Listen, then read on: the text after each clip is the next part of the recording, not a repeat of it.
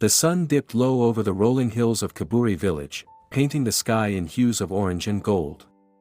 The market square buzzed with life, children darted through the dusty paths, their bare feet kicking up clouds of red earth, while women in bright headscarves haggled over baskets of maize and beans.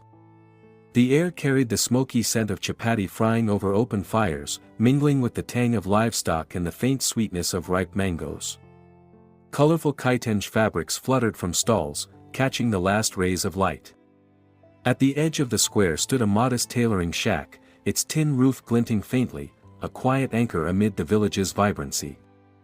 Inside, Amina sat cross-legged on a woven mat, her nimble fingers guiding a needle through a piece of turquoise cloth.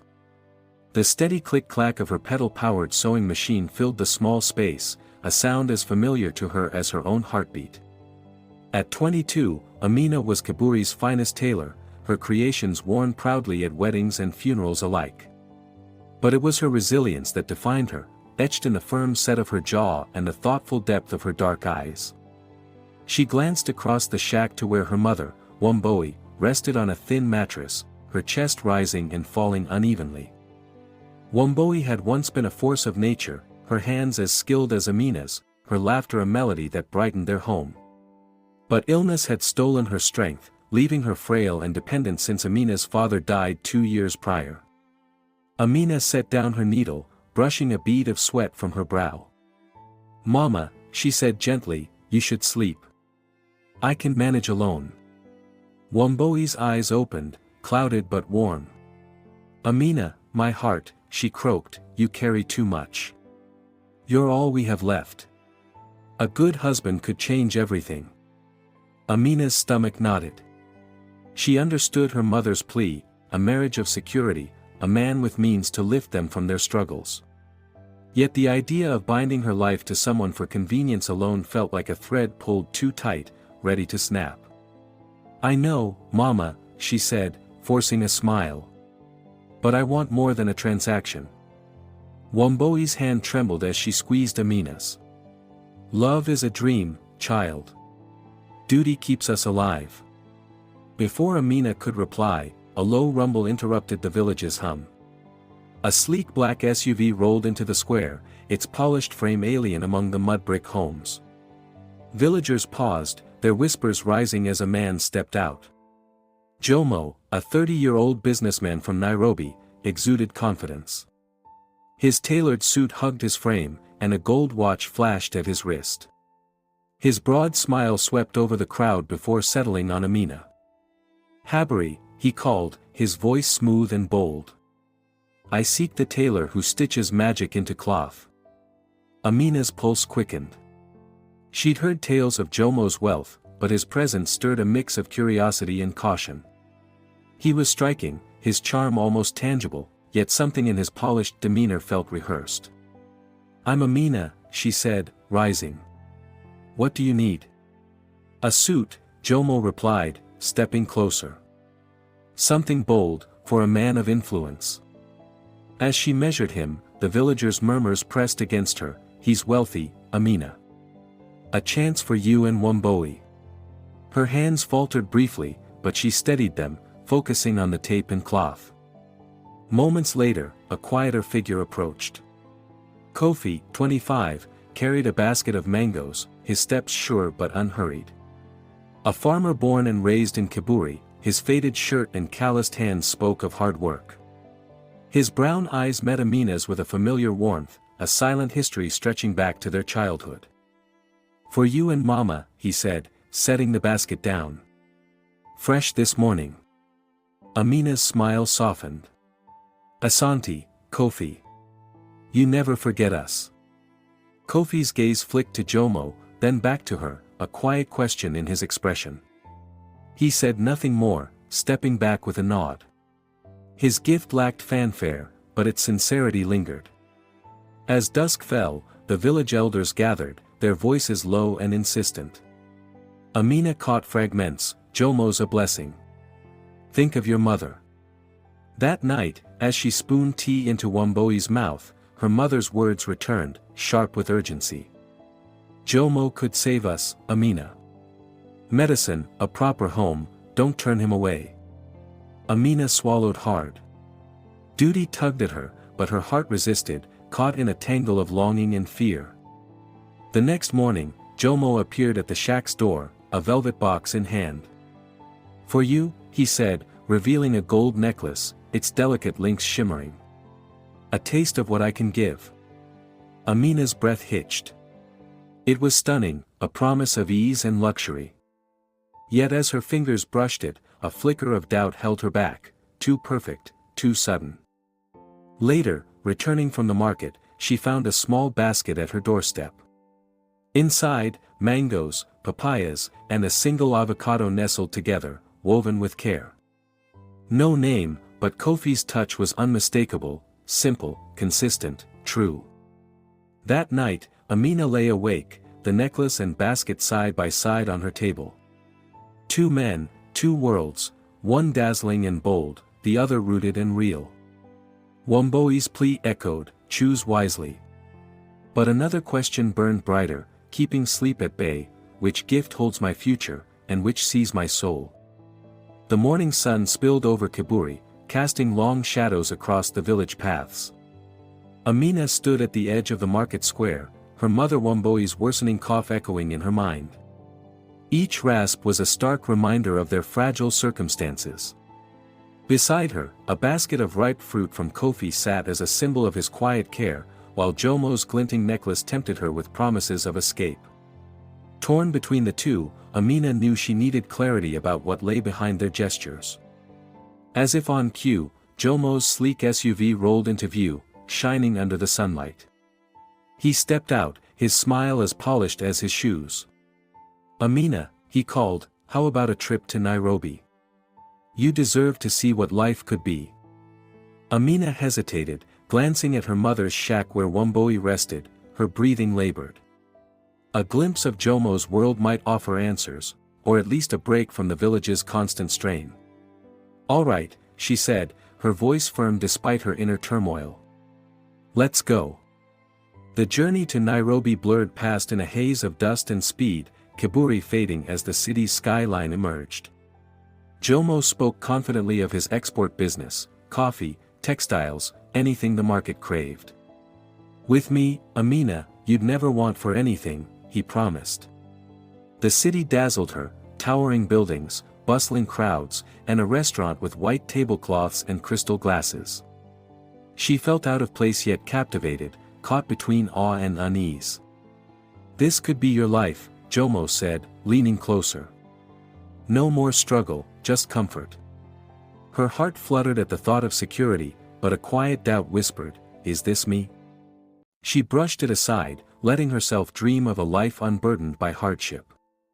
Meanwhile, back in Kiburi, Kofi toiled in his maize field under the blazing sun. Sweat beaded on his brow as he turned the soil, his thoughts on Amina. He'd seen her leave with Jomo, a pang twisting inside him. Kofi wasn't one for grand words, but his bond with Amina had grown steadily, rooted in their shared past. Later, he found her at the village well. "How was the city?" he asked, his tone casual but his eyes searching. "Different," Amina replied, balancing a water bucket on her hip. "Exciting, but not home." Kofi nodded, sensing her unspoken conflict. "Come with me tomorrow," he said. "I'll show you my world." Curious, Amina agreed with a smile. The next day, she joined him at his farm, where maize rows stretched endlessly. He handed her a hoe, their hands brushing briefly, and they worked side by side. Laughter soon flowed as they swapped childhood tales, Kofi's tumble into the river chasing a frog, and Amina's first dress, which she had worn inside out. As the sun set, he led her to a grove of mango trees. "This is my favorite spot," Kofi said softly. "I come here to think." Amina felt the grove's peace settle into her.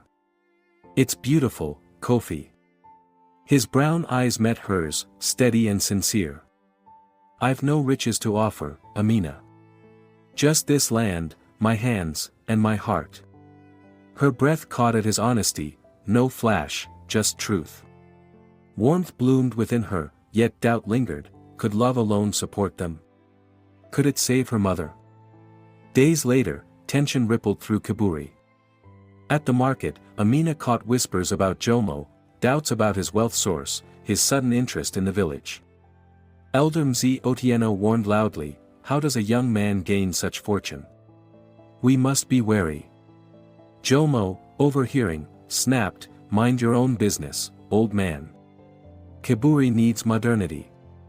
His charm cracked, revealing a sharpness that chilled Amina. That afternoon, she spotted Jomo in the market, whispering with a suited stranger. Edging closer, she overheard, "Secure the land, and we're set," the man said. "The minerals here could make us millions." Jomo nodded. "I'm working on it. The girl's family owns a key plot." Amina froze. Her family's modest land by the river, rumored to hold minerals, was the prize. Jomo's pursuit wasn't about her, it was about what she stood to inherit. Fury and betrayal surged as she confronted him later outside the tailoring shack. "Is this about my land?" she demanded, voice shaking. Jomo's smile wavered, then steadied. "You misheard, beautiful. I care for you, not some dirt." But his eyes betrayed him. "Don't lie," she pressed. He softened his tone. "All right, there's potential here. But that doesn't change my feelings. We could build wealth, power, a future together." Her pulse raced. Part of her yearned for his vision, but the truth stung. His interest was calculated, his affection a means to an end. That evening, Kofi appeared at her door, concern etched on his face. "I've been saving, Amina," he said. "For that land by the river, not for profit, but to grow food for Kiburi. I wanted to tell you when I had enough." Amina stared. "You've been saving for my family's land?" He nodded. "I didn't want to burden you. But with Jomo circling, I fear his plans." Her mind reeled, Jomo's deceit versus Kofi's sacrifice. Two paths, one glittering with ambition, the other grounded in care. She felt torn between her mother's needs and her own desires. As she tended to Wamboi that night, her mother's frail hand clasped hers. "Choose wisely, Amina," Wamboi whispered, her breath weak. "Wealth isn't always what it seems." Tears stung Amina's eyes as she stepped outside, gazing at the stars, her heart heavy. Then a sharp cry shattered the silence. Wamboi's cough turned violent, her body shaking. Amina rushed back, panic gripping her. "Mama," she cried, holding Wamboi close. "Hold on, please." As the village healer was called, Amina's world shrank to one urgent thought: time is running out. "I must decide." The night seemed to stretch on forever as Amina sat beside Wamboi, her mother's frail form lit by the flickering glow of a lantern. The village healer's words haunted her: "She needs medicine from the city, Amina. Without it, her time is short." Those words weighed on Amina like a gathering storm, relentless and oppressive. Wamboi's every cough pierced her daughter's heart, each ragged breath a call to action. Amina knew she had to move fast, but the way ahead was unclear, like a path lost in mist. By morning, the village of Kiburi was alive with unease. Rumors of Jomo's true motives had spread like wildfire, and the elders summoned everyone to an urgent meeting in the village square. People gathered beneath the ancient baobab tree, their faces a mix of fear and fury. Amina lingered at the crowd's edge, her heart pounding. She had to face Jomo, not just for her own sake, but for the future of Kiburi. The elders settled into their places, and Jomo strode in, his usual confidence tinged with wariness. His eyes swept the crowd, pausing when they met Amina's. For a fleeting second, their stares clashed, his sharp and cunning, hers unwavering. Mzee Otieno, the oldest elder, stood tall. "Jomo, we've heard troubling things. Tell us plainly, what do you want with our land?" Jomo's smile was thin, forced. "Progress, Mzee. Kiburi sits atop valuable minerals. With my contacts, we could all thrive." The crowd gasped, a wave of shock rolling through them. Amina stepped forward, her voice cutting through the murmurs like a blade. "You mean you would thrive? You've been after my family's land all along, haven't you?" Jomo's polished facade faltered. "I offered you a future, Amina.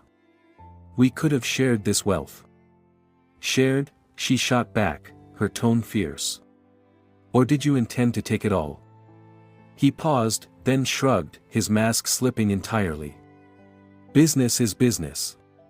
But I could have loved you, too." Angry whispers swelled around them. Amina's chest tightened, this was her moment. "Love isn't a bargain to be struck," she declared, her voice carrying over the square.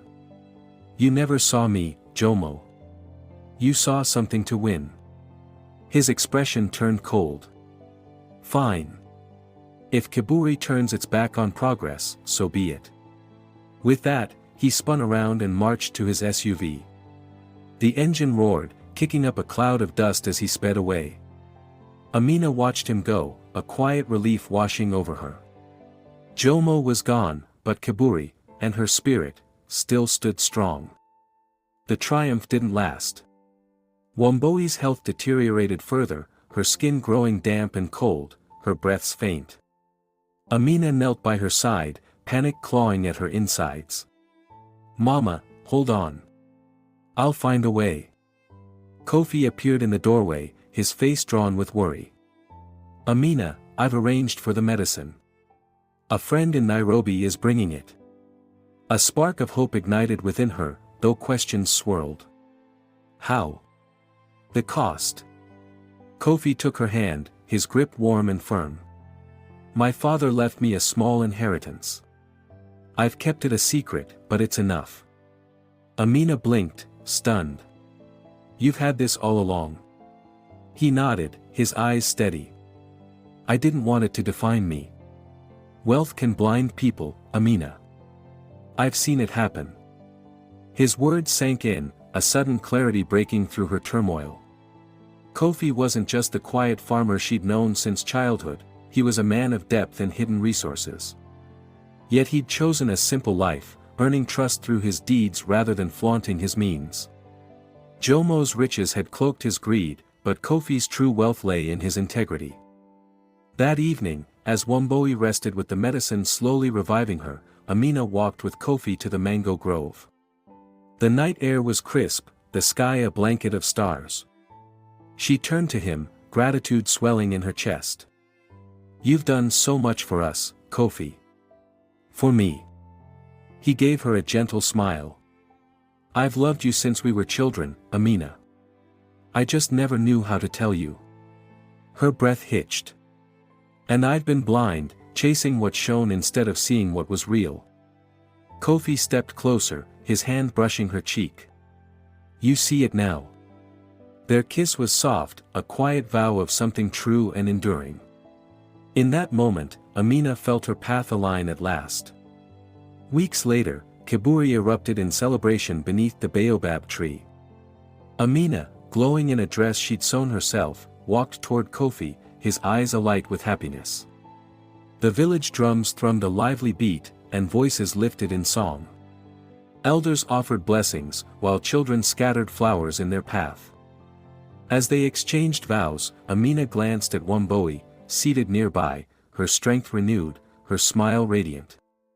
In her mother's lap rested a note, written in her trembling hand, "The heart's true wealth is who stands beside you." Amina's eyes returned to Kofi, her equal, her anchor.